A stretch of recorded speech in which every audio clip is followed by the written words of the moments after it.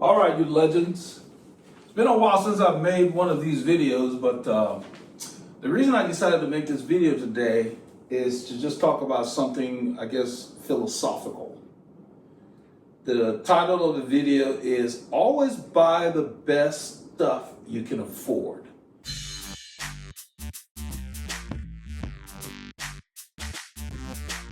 And of course, like everything, it has qualifications. Why am I saying that?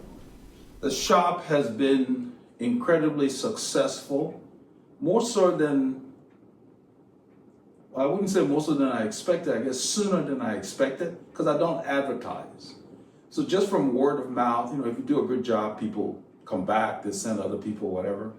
And the shop, since November, usually November, December, January, is very slow in cycling, but I was clobbered.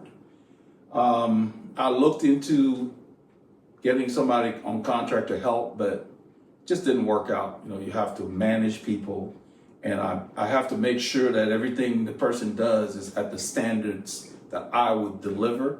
And it just got to the point where I was doing more follow-ups than necessary.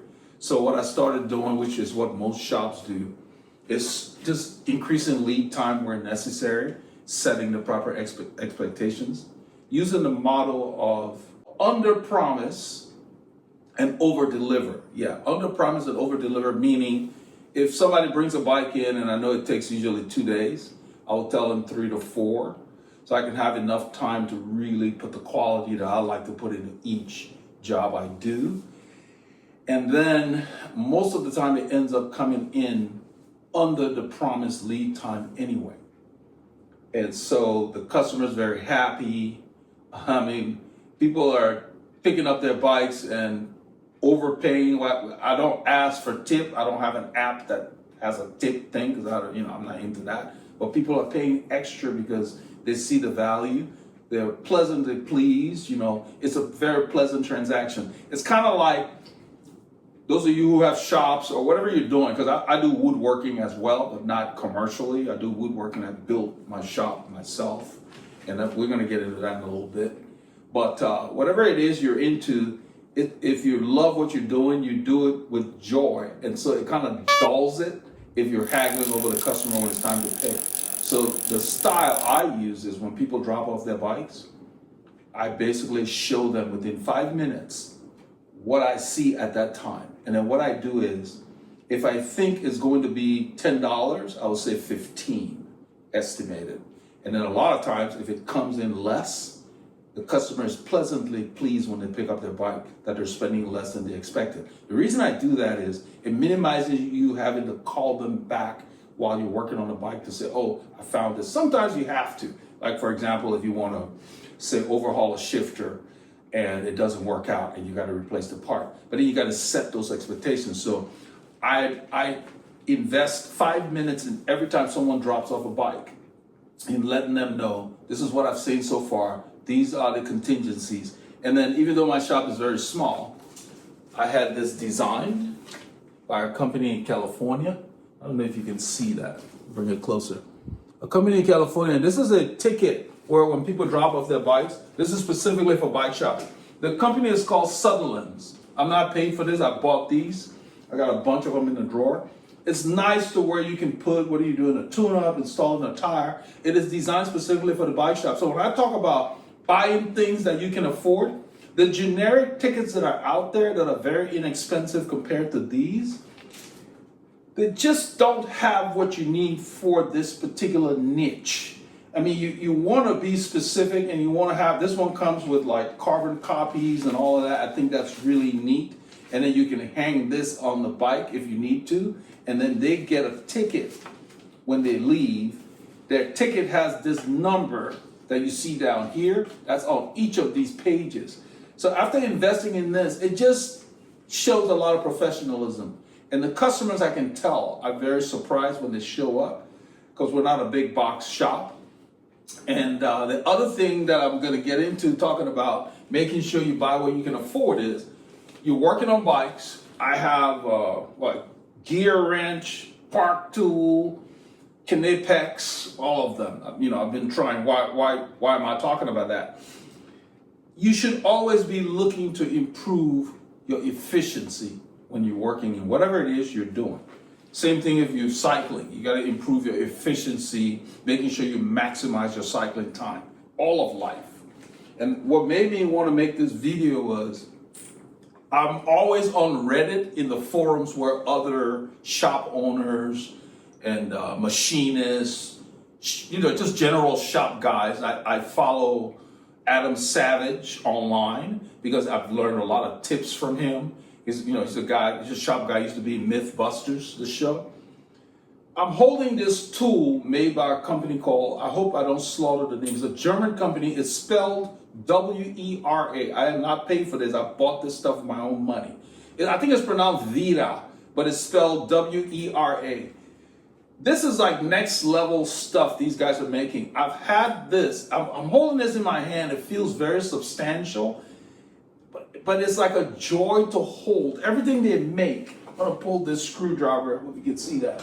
Even this ball end screwdriver that they make, it just feels good. And the longer you use it, the better it feels. I don't get fatigued using their tools. I've only had it for 6 days, and I've ordered more stuff that will be delivered today.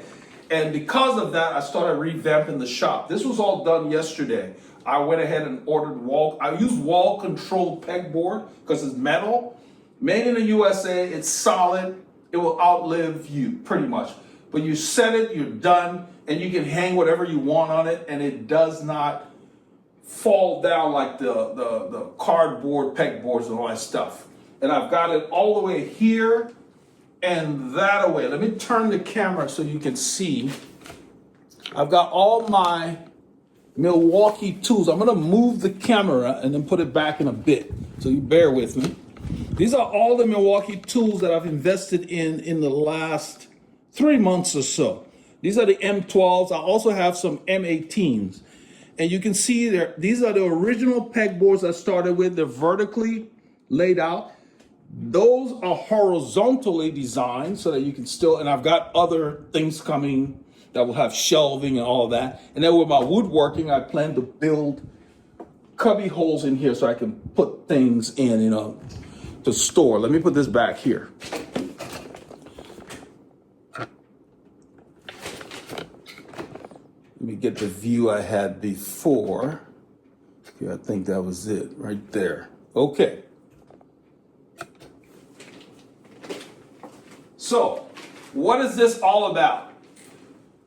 As I've gotten busier, it began to dawn on me that certain tools I were using wasn't as much fun to use. And I'm not picking on this particular tool. This is just an example. I've since listed a lot of tools on eBay that I've replaced with these Wera tools. This is a Klein ratcheting screwdriver. Brand new. I've never used it. I'm not really sure why. I bought it because I did some research and I know they make good tools. It has the bits, extra bits in here. But to access it, you got to do a lot of work. You've got to unscrew. It just takes a while. So as a result, since it's not easily accessible, I just never ended up using it.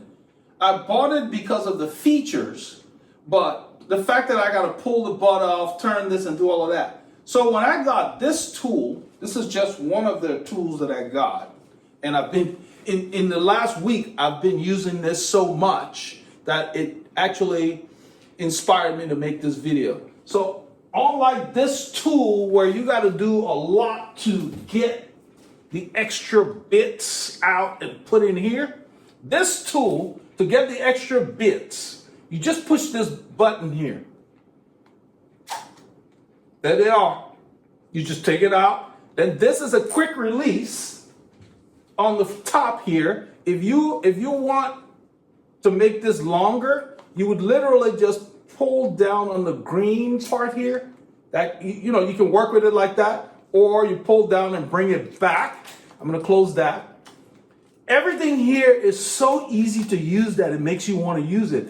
Getting the bit in and out, you just pull down on this part, the bit comes out. You're not fighting with the bit to get it in and out. So basically, you push this up, You slide the bit out, you can change another bit, then you just put that back in here and all your bits are in here, PH2, whatever they have in there, and you're ready to go. Now, what I really found that made me want to keep using this was when you're working with the tool. So for example, you put a screw in here and you're turning and there's a ratcheting head here.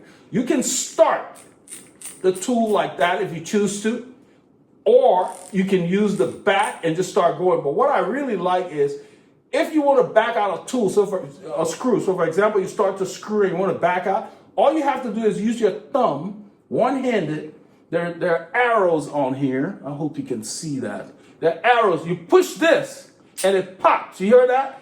That changes the direction of the ratcheting with just your thumb. And then you just basically, you can use this with these two fingers and start backing out the screw if you choose to. I like this so much, I ordered the same tool in a stubby format, which is shorter, but it has all the same features. And sometimes I'm in a tight spot and I can access this. This thing will work with all the hex bits and all of that. And so I just basically got the whole kit. Let me show you. These are examples. These are just examples. I could make videos and videos to talk about these features. All the bits and the socket heads, and I've got other ones coming down that have the hex, as well as it's like an Allen. It's a socket with a hex head on it, all the way through from, I believe, 6 to 15 or something like that, which I use a lot with my torque wrenches when I'm torquing parts of the bike. So I'm getting things basically that I use in the shop. These are all Wera tools. And the other reason I'm getting their tools is they have something called Hex-Plus, meaning their hex tool has more surface contact with your bolt. In fact, I've been able to use the hex tool. This is another one of the hex tool set that goes from 1.5 to 10. It's color-coded, so it's easy to know the sizes and all of that. Their hex tool will actually back out a bolt that someone else has stripped with an inferior tool. So I've been able to work on bikes that people were DIYing at home and kind of rounded out the head and just use their tools to back it out and replace the bolt. It has really made my life easier within less than 10 days, and that's why I'm making this video. I can't go through all the features of this thing, but like any tool that is easy to use, you end up reaching for it all the time. If the tool causes you to go through 5 steps to do something you were doing easier in the past, you're not likely to go for that tool. And then when you're working with the tools, it just feels good in the hand. The ergonomics, it just feels good. So as you work, now I thought it was a marketing thing because I kept all their marketing, the information, user's guide, and all that. I read all of that just to make sure I would maximize the features of each of their tools. They literally put in there that their tools minimize fatigue. So the more you use it, the better it feels. Now, let's come back to what this video is about. These tools are not cheap, but they're not crazy expensive if you can shop. I got them from a place called Mr. Tools, Tools. I will put his link in the bottom of this video. I don't have any affiliation with him. I just shopped extensively. I spent a lot of time looking before I bought. But he has the best prices and the best service. You order the stuff and 2 to 3 days later, you have it in your hand.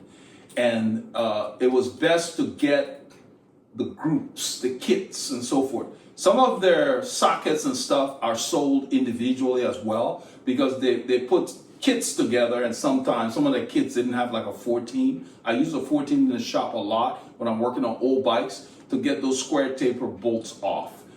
They have a bike-specific toolkit, which I don't want to get into or make this video too long, but I can just show you, I guess. Let me pull it off. The bike-specific toolkit is so neat. They have the cutest wrench. You could literally take this on a ride, not this whole thing. But what did they do? They selected what they thought cyclists would use the most. There was no 14 on here. Well, most of this other stuff we use. I wouldn't take all of these on a ride. What I would take is they have the wherewithal, so they must have talked to some cyclists, because they don't make tools specifically for cycling. They make them for just, you know, hardware guys, basically, machinists, whatever. That's the thing. And I think at some point, people found their tools, started using them in the shops and so forth, and then told them, hey, why don't you guys put something together for cyclists? So they added to that little kit that they, for cycling, I don't know what they call it. They have the names for these kits. It's called Bicycle Set 3. That's what this is called. Okay. Then they put this little carrier cage in there. This is what I would take on a ride, because this wrench, this video is getting longer because I'm so excited about this stuff. It's just good stuff. Look at this wrench. And then they put their little designs in the wrench. They carve what you see on the green stuff I was showing you is actually carved into. But this wrench, you can put up to like, I think they said 60 Newton meters. You can literally strip a bolt with this little wrench. I don't know how they did that. And it feels good to use, because we normally, when we're working on little bolts, we use our fingers. So with the 3 fingers here, the wrench fits perfectly. And listen to that ratcheting. Solid. Solid. I mean, I could go on. So if you want to see more of these specifically, put that in the comments, and I will make a video that will go through this wrench and how you use this kit and so forth. But what I was getting to is, you would take this wrench out on a bike ride, put it in here, because that cutout is specifically designed for you to fit this wrench in there. Okay? This fits in there, and then you take the bits, like maybe 4, 5, 6, or even 3. They're all in here. So you would take maybe 3 or 4. Let's see, they've got 1, 2, 3, 4, 5, 6, 7, 8, 9. They have 9 slots for you to put your bits in. You don't have to take all of them. Most of the time we use anywhere from, I guess, 2. Where did they start? Let me open this. There's a little lock on the side. These are modular, so you can even add these.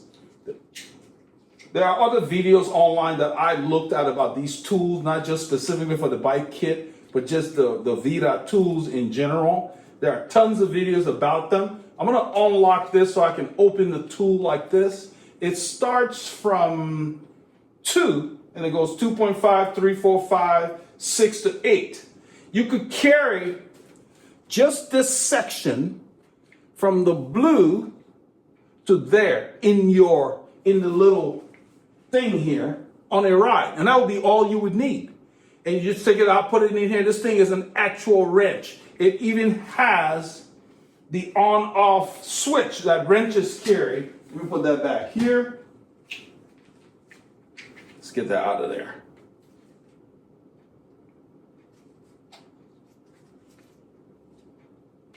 This thing is designed to not come out very easily. That's why you saw me struggling with it. I didn't line it up properly the first time. When it goes in there, it sits. It's not going to be rattling. But imagine a multi-tool this flat sitting in your bag, or even in your jersey in a bag or something.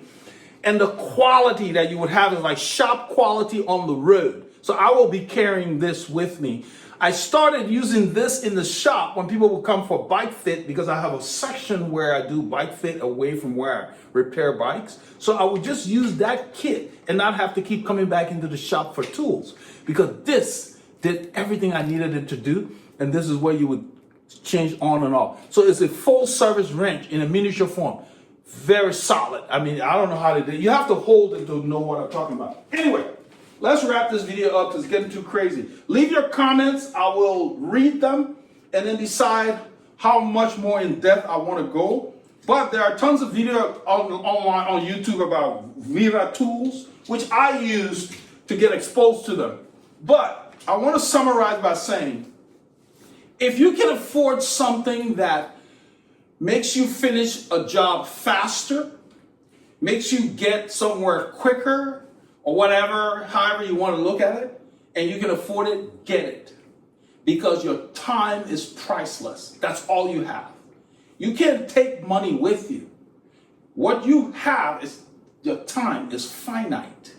So you need to maximize how you use your time. You know, maximize who you hang out with, whatever. That's what's more important. So it's one thing if you can't afford it. I get a lot of people, I'll use this example, and if the video is long, skip through it, you get to the end, I'll summarize.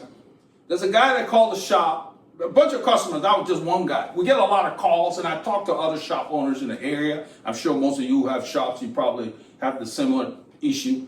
Guy called the shop, says do you have a tire, he said 20 by 3.0, it had an e-bike or whatever. So I told him, yeah, but tires are tires, and the tires most of the tires are rated for the e-bikes. I said, yes, but I only carry Compass, Kenda, I try to carry tires that are like mid-level to top level because I want quality.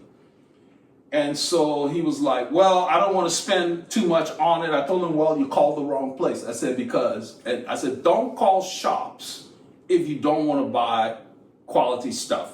I suggested maybe you can get lucky on Amazon, because even Amazon has nice stuff too. It comes down to the sellers. So I suggested that he look on Temu or AliExpress. I'm sure you can buy something cheap there. I said, but I don't carry anything that's going to tear up in a short period of time and annoy my customer. I said, so I carry better stuff for people who want to pay. And honestly, those of you who have other businesses, whether it's not a bike shop or whatever it is, there are just certain customers that are not for you.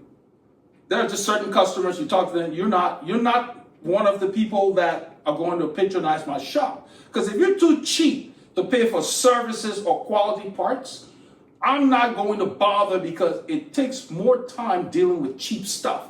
Those of you who rent, you know what I'm talking about. The cheap bikes are a pain to work on. Those cheap kids bikes like at Walmart and stuff, there are shops that won't even work on them. And I know why. I try to accommodate the people that come here, and I do my best, but I let them know it takes longer to work on these cheap bikes, because when I make a quarter turn and this brake caliper is or the brake pad is supposed to move and it doesn't, I got to keep going, and then chances are the material is made of is so cheap that once I make my correction, when I test it, it doesn't hold. So the work doesn't hold. So yeah, you really do get what you pay for. Now, there are situations where I'm not talking about like for cars. You don't need to buy a $120,000 F-150 and call it a work truck. That's just a ripoff. And the crap, those things don't last anyway. So yeah, that's a whole different ball game and a whole series of videos. I watch a guy named Zach Rios on YouTube, and he talks about stuff. Everybody has normalized having a car payment. Nah, please. I don't have a car payment. My cars are paid for, and I'm going to keep them till I ride the wheels off of them. Because the crap they're making now, not only are they overpriced, they're junk. They break down left and right, and the depreciation is ridiculous because it's a ripoff when you walk in the dealership, and these jerks are selling financing now. They're not even selling cars. The last car I tried to buy, the guy wanted to force me to get a loan for him, even though I wanted to just pay for my car. So yeah, I hope somebody comes up with a thing where you can just buy the car. Now, I'm getting a little off track. Carvana kind of had a good idea, but they've been messing around, delivering cars that are dirty. They're not even detailing. They're not even checking the cars. It's like they get it and just pass it on to someone else. So anyway, this thing can go on forever, but let's summarize. So buy the best stuff you can afford, whether it's a car, tool, whatever. Start out, when you're just starting out, it doesn't mean that you should go and buy the best stuff, because you don't really know if you're going to stick with it. So for example, if you're just doing DIY stuff, nothing wrong with going to Harbor Freight. I've got stuff from Harbor Freight. My compressor is from Harbor Freight. Works just fine. It's a quiet series. I replaced a Craftsman with it. Works great. When you're not sure if this is the stuff you're going to be doing, whatever, get the least expensive tool. But when you find that you're using that tool a lot, see if there is something better so that you can enjoy using the tool. This whole time I've been doing the video, if you see this in my hand, it just feels good in my hand. Okay, that's what I'm talking about. So once you get to where you're using these tools to work on your bike all the time, or your friends' cars, or whatever it is, yeah, just get the best stuff. Because I work on my wife's car. Certain things I'll do, I don't have a lift. But I use these same tools. I have tools for the cars and I have tools for the shop. They kind of cross because our cars are imported cars and they use the same metric system tools that we have. So for the most part, I share that, but I have different torque wrenches for the car because they're higher, especially for lug nuts and stuff. And then I have torque wrenches for the shop. And after discovering Wera, even though I have the Park Tool stuff, I will be moving to the Wera torque wrenches and other stuff because it's clear that Wera, Knipex went next level in their quality. Their stuff just works. I have this Knipex, and I'm getting off of the Wera for a purpose. I have this Knipex tool here. I don't know what they call this. It's like you can adjust it. They call it Cobra, Knipex Cobra. Since I got this tool, my adjustable wrenches have been collecting dust. This thing, you push a button here, and you can just change the size. And when this thing grabs a bolt, it doesn't let go. I've used this stuff to bend stuff back into shape. Like this one, I'm currently working on an e-trike that the customer got, and they started riding it because they thought it was assembled.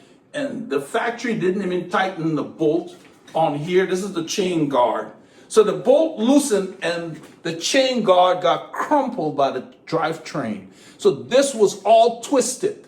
This whole thing here was not, you can see some of the little dents. I'm trying not to scratch it, but I'm done, you know.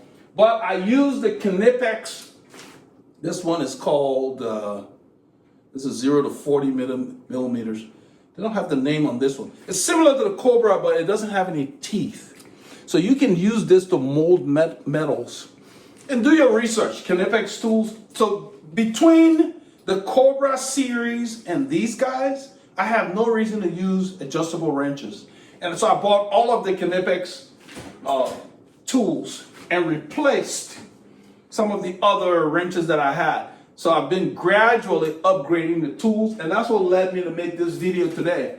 And what I'm doing here is I've got so many tools that it made more sense now to use more of this wall. So I can have the tools I use most frequently here. And then up here, I have my own woodworking table in the other garage. Just a temporary table. I don't have any table saws or anything. I use like an edge with my circular saw and stuff to get things cut. But I'm good enough to where I'm building furniture just for the shop. So I'm going to be building a shelf that will be floating right here in this space. There's a stud there. I will put that in there, and I'll have another shelf there so I can put stuff on there.